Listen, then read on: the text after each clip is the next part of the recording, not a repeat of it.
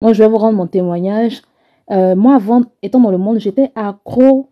J'étais accro aux mèches, j'étais accro à tout ce qui était synthétique et tout. Faux ongles, produits décapants.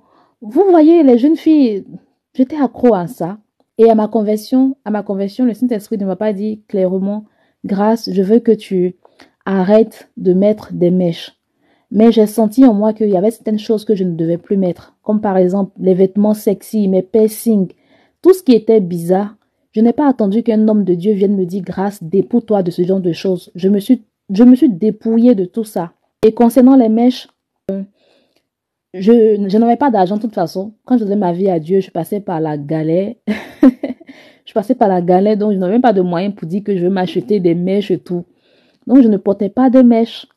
Mais après, quand j'ai voyagé pour les études au Maroc, voilà, avec ma petite bourse, je me permettais de m'offrir certaines mèches. Mais je sais que les mèches que je m'achetais, c'était de longues mèches. Et oui, j'étais convertie, mais j'aimais mettre des mèches qui me tombaient sur les fesses.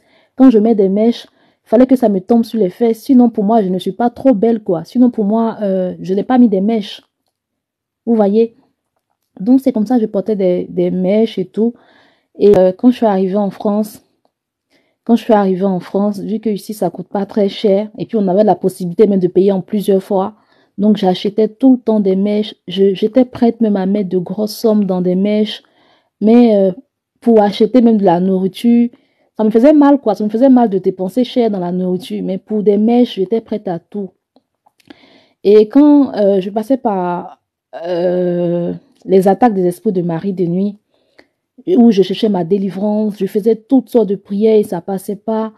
Et le Saint-Esprit m'a ouvert les yeux que j'étais accro aux mèches. J'avais encore l'esprit de séduction en moi. C'est ce qui faisait que, en réalité, je portais ces mèches-là, pas pour me faire plaisir, mais parce que je voulais me faire voir.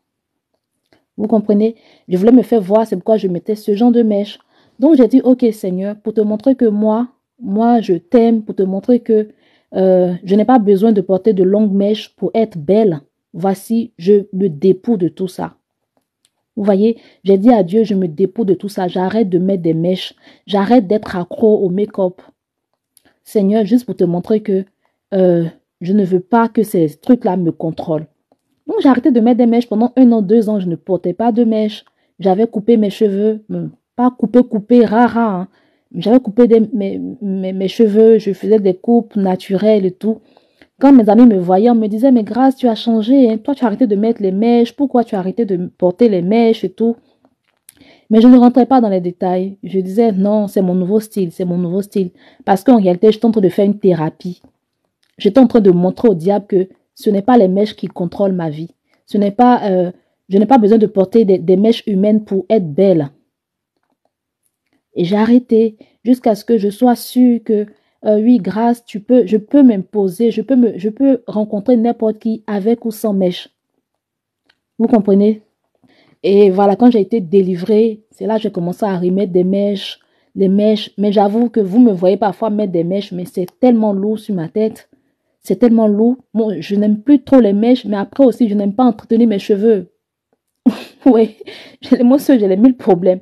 Non seulement je n'aime pas entretenir mes cheveux, et aussi je n'aime pas porter les mèches. Donc, quand vous me voyez mettre des perruques, c'est que par exemple, on m'a invité, j'ai un événement. Sinon, je ne suis pas quelqu'un accro aux mèches. Mais après, ce n'est pas un péché. Si toi, tu sais que en portant les mèches, c'est parce que tu veux séduire, c'est parce que tu veux montrer à tes copines que toi aussi tu mets des mèches de valeur, tu as une go fashion. Dans ce cas, ça devient un péché et tout ce qui est péché donne accès au diable. Voilà, j'espère avoir répondu à ta question. Il y a une autre qui a dit, qu'est-ce que vous pensez des faux cils et des faux ongles? C'est pareil comme les mèches, c'est pareil. Il y a des gens à qui le Seigneur dira clairement, je ne veux pas que tu mets des mèches, je ne veux pas que tu mets des faux cils. Et moi, dans ma période où je ne mettais pas des mèches, où j'avais arrêté de mettre les mèches parce que j'étais dans ma thérapie de délivrance, je vais me lever pour ça pour dire aux sœurs, hey, toi là, si tu mets les mèches, tu auras l'esprit des sirènes des eaux, tu auras l'esprit des marines des nuits. Non. Parce qu'il y en a qui mettent des mèches juste parce qu'il faut mettre. Il y en a qui mettent pas pour séduire. Il y en a par contre, quand c'était mon cas, je mets ça pour me faire voir, pour montrer que oui, je suis une vraie benguise, une dugo et tout. C'est pareil pour les faux ongles. Comme j'ai dit, moi aussi, j'étais accro aux faux ongles, même les pieds. Chaque semaine, il fallait que je mette des faux ongles. Et je faisais ça tellement long. Vous savez, on ne va pas se cacher. Hein. On ne va pas se cacher. Même si on dit que tu n'as pas l'esprit de sirène des eaux. Que gagne une femme à mettre des ongles aussi longs? Ça, c'est quoi?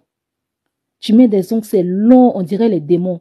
Souvent, c'est dans ce genre de choses. Tu n'as même pas besoin qu'un homme de Dieu vienne te parler. Toi-même, tu sais que il n'est pas normal de mettre des ongles longs, des fossiles tellement longs. Ça, c'est quoi? C'est la séduction, les filles. C'est la séduction.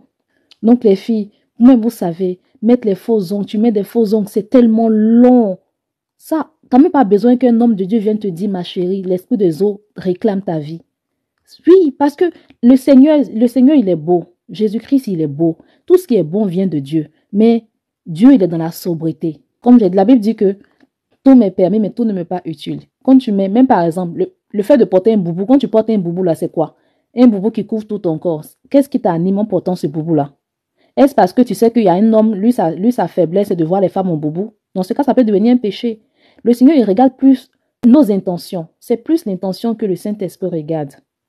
Toi, par exemple, tu as une soeur, tu as un beau teint, et tu décides de te décaper la peau. Oui, tu peux embellir ta peau, tu peux avoir une belle peau marron, un beau teint, peut-être clair, et tu peux prendre des produits pour te cirer le teint, faire ressortir ton teint. Mais de passer du noir je sais pas, du noir au clair, ça c'est un péché, c'est l'esprit de sirène des eaux. Quand tu te dis, moi aujourd'hui je décide de me décaper la peau, c'est quoi tes intentions? Ressembler à telle personne, Dieu t'a créé avec ta personnalité. On peut s'embellir la peau, mais pas chercher à être une autre personne.